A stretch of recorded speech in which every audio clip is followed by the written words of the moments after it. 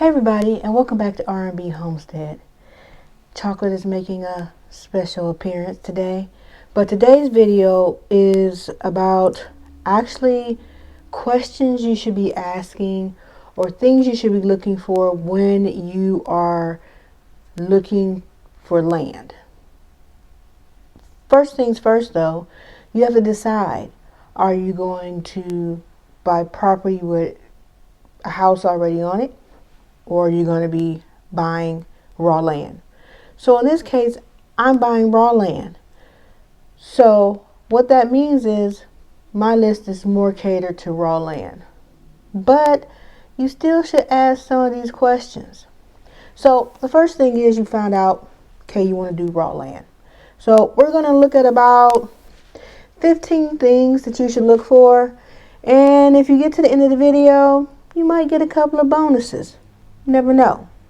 So the first thing to do when you're looking for raw land is to find a realtor that specializes in land. They know the area, they know what's going on, they understand the difference between buying land and buying property, buying rentals. There's a whole slew of different things. Hi, Chocolate. Can I make my video? All right. So, once you find a realtor, and I have my notes below, so make sure I don't forget anything. So, once you find your realtor and you decide, you go out and you're looking at property, you want to look at the zoning of the property. There's a couple of different types of zoning. There's commercial, there's residential, there's agricultural, etc. This is why finding the right realtor is important, because depending on what you want to do on your homestead will determine what type of zoning. If you want to grow vegetables, have animals, so for me, I'm looking for something that is residential / agriculture. You also have to look at zoning as far as what type of buildings you can build, because some zoning says, okay, you have your residential, but there's restrictions, no single wides or no mobile homes or no tiny homes. So you have to make sure that you understand what is allowed on your property. Side note, I don't do HOAs or POAs, because if I'm buying raw land, I'm buying it because I want to do what I want to do on it. I don't want someone coming and say, hey, you know that blue house you want? It can't be blue. And you can't do a single story, you have to do a 2-story. So I'm not into that. So no, side note, bonus, no POAs, no HOAs. But it's a personal choice. Second is rights and restrictions. Now, this one gets a little broad, because basically when you buy raw land, you're buying the land. You need to make sure that you have the rights to the land. Meaning, say for instance, you find gold, or you find oil, or water. You need to dig a well.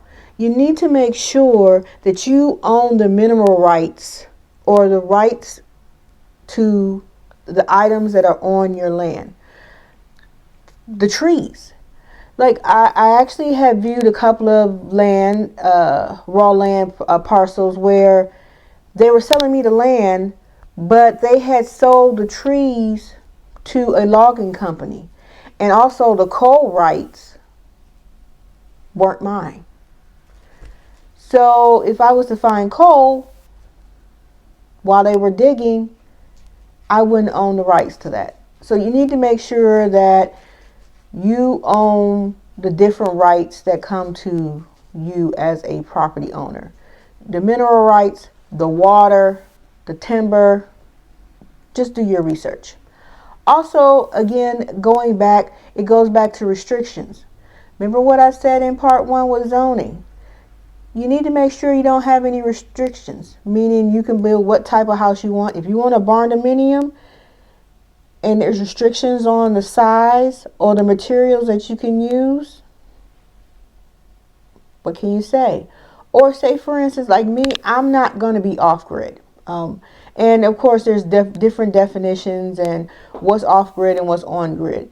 I do prefer well and septic, but I wouldn't turn down what they call public water. I want electricity. One, so I could do my work because I work from home, and two, I love doing these YouTube videos, so I need electricity. And starting off on your homestead, solar is kind of expensive. While I am kind of handy, even if I do have the long nails, there are certain things I would have to contract out, and that would be one of them. So like I said, be mindful of your land restrictions and also the land rights that you have on the property. Next one is easements, road access, and road frontage. Have you ever been looking for land and you heard that the land is locked? What that means is that technically you're surrounded by property owned by other people, and there you don't have access to the property, which would defeat the purpose. Now you would think, why would you buy land that's landlocked? Well, it might have a river so that you can have boat access, or the surrounding properties, you might have an easement on the property where you have been going to that parcel by means of a dirt road, and usually with easements, unless you're told you're not to, then you can continue to use that road. Me personally, I'm not interested in land that does not have access, land that has, road access, and I'm not interested in any easements. Now, easements can come in different ways. You can have easements from, again, if your property is landlocked, you can have easements from the utility companies where they built, that, like say the electric company have put poles on your property and they own that because they have an easement on your property. You might have a neighbor where they have a driveway that's half on your property, and it's been like that for years, so they have an easement on your property. Like I said, easements, I like to do things nice and smooth, easy, drama-free. So not having an easement means less conflict. So, and then also, again, having road access. I need to be able to access my property. Me personally, I would like to have road frontage, meaning that I have access off a road onto the property. Usually, I prefer it to be maintained by the city, county, or whoever. But again, it's all about what you're comfortable with, but make sure you are asking these questions. Number 4, utilities. So if you're an off-grid person, this probably doesn't, really apply to you. But for me, I want to be on-grid. So electricity. Now, depending on what part of the country you decide to get your property in, there is a possibility that raw land, a very good possibility, the raw land does not have any utilities. But on the other hand, you may have electricity that's at the street, your frontage access. You would actually have to find out, one, if electricity is available, and two, you would have to find out what's the cost of the electric company to bring the electric and run it onto your property. Now, once it gets onto your property, as far as hooking it up to your house, or if you have a tiny house, or if you have a barn, etc., you would call an electrician and they would run the lines. But you have to bring the electricity from the street to your property, and you want to make sure it's available. Then you have to decide about water. Do you want to dig a well and have septic, or do you want to have public water and sewer? Now, there's pros and cons for both. Digging a well can be very expensive depending on where you're located and how far you have to dig down. So again, take that into mind. But again, on the other hand, if you get a well versus, having public water, you don't have a bill if you have your own well water. But again, it's a personal choice where you are, if you want to be on or off grid. But you have to take all these costs into play when you're buying raw land, because 99% of the time they do not have utilities on them. Next, number 5. What a lot of people, like, I know I'm an introvert. And I'm not saying I don't like people. It's just I don't want to really live on top of them, like in the city. But again, like I mentioned in my last video, I'm not 17, I'm not 27. So there's certain comforts or certain things that I need to make sure that I have access to. And if I go all the way in the country somewhere, it could be a problem. So you want to try to balance it between city and rural. For me, I need to be close to a hospital. I like to be close to big box stores just in case there's something I want. Maybe I need a new lamp. And building lamps is not one of my skills. I have a lot, but building lamps is not one of them. So being next to big box stores, work. Me, I actually remote work, but I do go into the office at least once a week.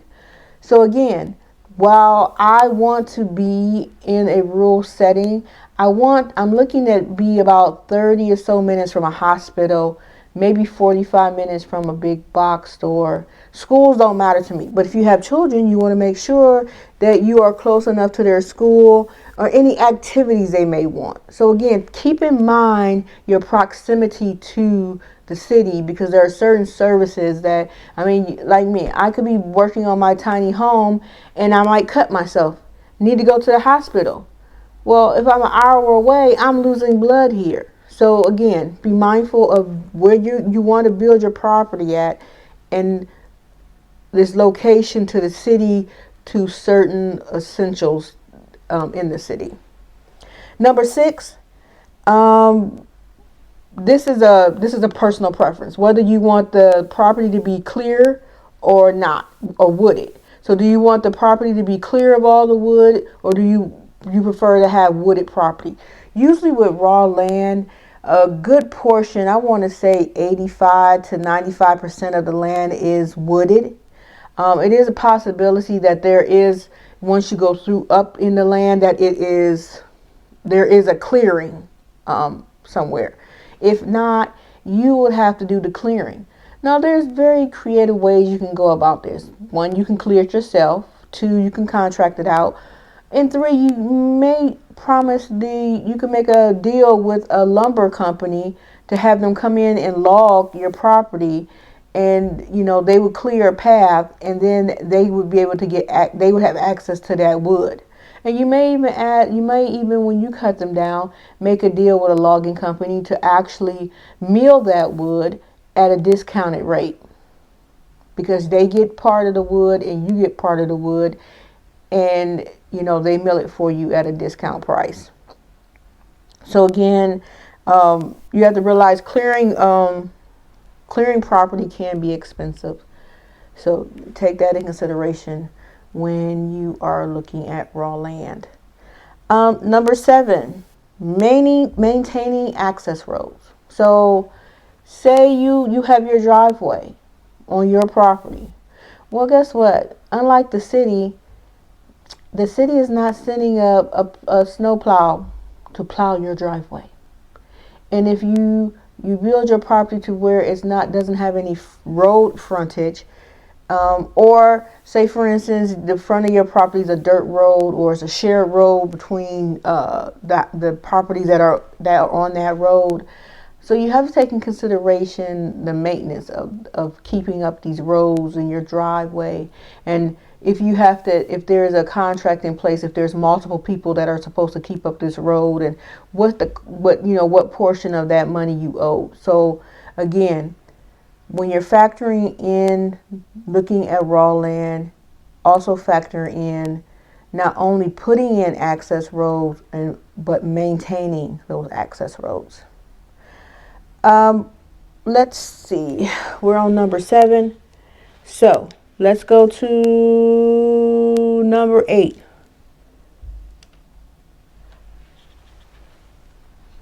Raw land right now can be expensive depending on where you're buying this land at.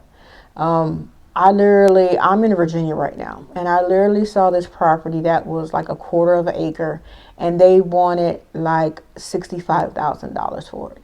And in my mind, I'm like, are you smoking crack? But some people, that's enough land. But again, number 8 is be realistic about your finances.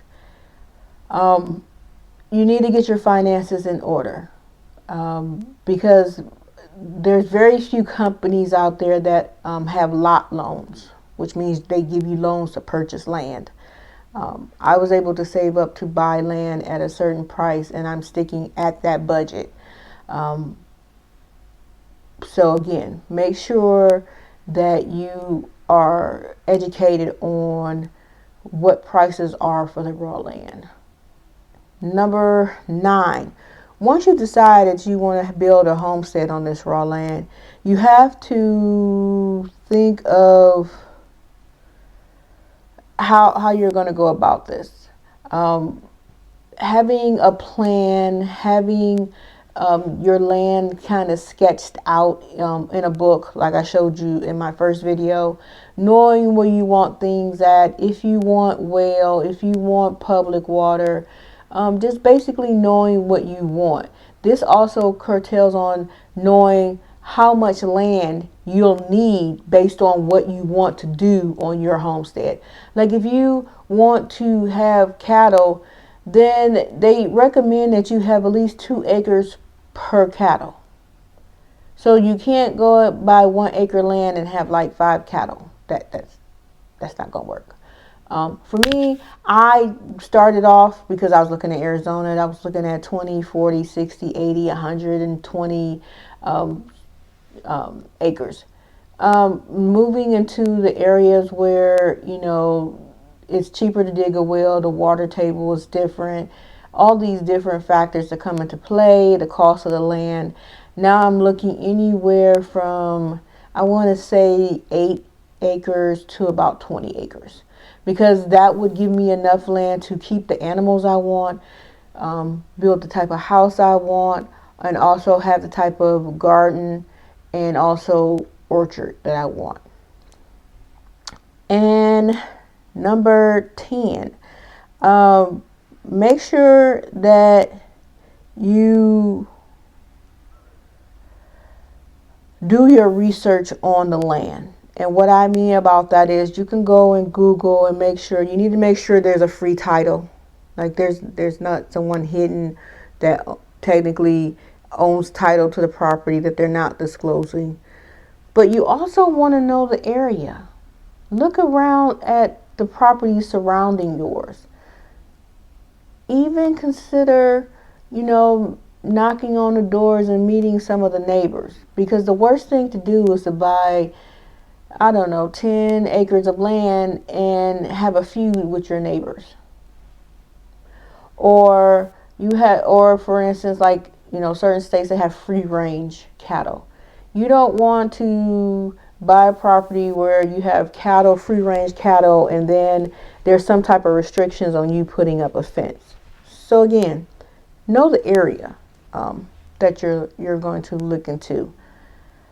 That's number 11, I think it is.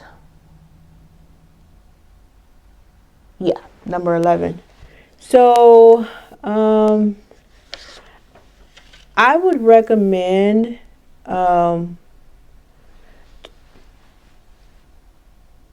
if you're going to buy property, don't procrastinate. With the state of the economy like it's in, and again, this is not to scare anybody, but don't say, oh, I'm going to get property, and then, 1 year turns into 5 years, turns into 10 years. I was ready to pull the trigger on some property out west, and then, things happened and I moved, and so I had to postpone it. But if your goal is to have a homestead, if you find some land, by all means, jump on it. Don't wait. I'm not saying, look it online and just pay it sight unseen. No, make sure you see every piece of raw land you intend to buy. Make sure you do your due diligence and research. Because, not to say bad things about anyone, but the seller and the seller's agent, their goal is to sell the property. So you need to do your own due diligence when looking for raw land. When we talked about mineral rights,